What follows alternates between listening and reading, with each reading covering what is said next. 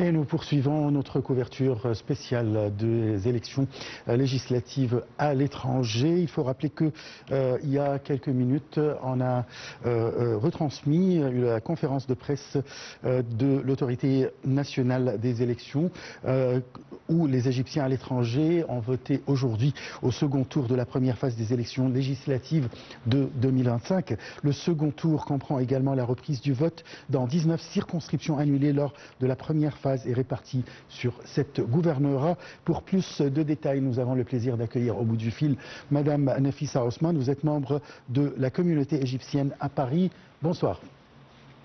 Bonsoir.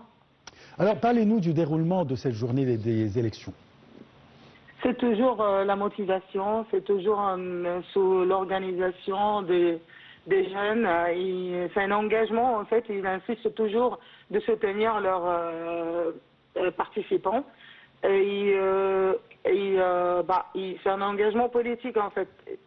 Oui, tout à fait. Alors, concernant l'ambassade égyptienne à Paris ou bien le consulat, quelles sont les facilités qui ont été présentées par cette institution? Ils ont évité, en fait, la première fois, quand on était parti voter, il y avait vraiment une manque de personnel qui travaille pour faciliter cette tâche. Mais cette fois-ci, on a évité ça. Ils ont mobilisé beaucoup plus du monde. L'ambassadeur même qui était là pour accueillir et pour faciliter les tâches, pour expliquer, même il explique les déroulements et les mesures. En fait, il a évité ce qui s'est passé pour la première fois.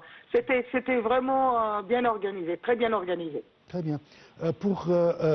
Nous avons un consulat à Marseille. Est-ce que vous avez une idée de ce qui s'est passé là-bas?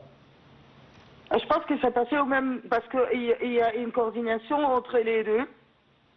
Et c'est le même rythme, c'est les mêmes organisations, c'est les mêmes mobilisations. Et c'est les mêmes peuples, en fait. Oui. En tant qu'Égyptienne qui vit à l'étranger, bien précisément en France, qu'attendent les Égyptiens à l'étranger de ce nouveau Parlement? J'ai pas bien entendu la question, excusez-moi. Je dis, qu'attendent les Égyptiens vivant à l'étranger du nouveau Parlement? Ils cherchent une perspective globale. Politique. En fait, on cherche je peux pas dire des solutions, mais une relation un tout petit peu avec la France. On cherche à relier les deux mondes, les deux peuples. Oui. Alors, en tant qu'Égyptienne qui vit en France, en Europe, bien sûr, alors quelle expérience vous voulez transférer de l'Europe à l'Égypte dans ce domaine, quoi? La liberté d'expression, la liberté en fait, l'engagement déjà, parce que ici en France, quand il y a quelque chose ou une décision qui n'était pas bien vue par le peuple, ou bien on l'a refusée carrément, on s'exprime d'une manière civilisée. Ça veut dire qu'on ne donne pas des mauvaises idées, des mauvaises intentions, on ne devine pas,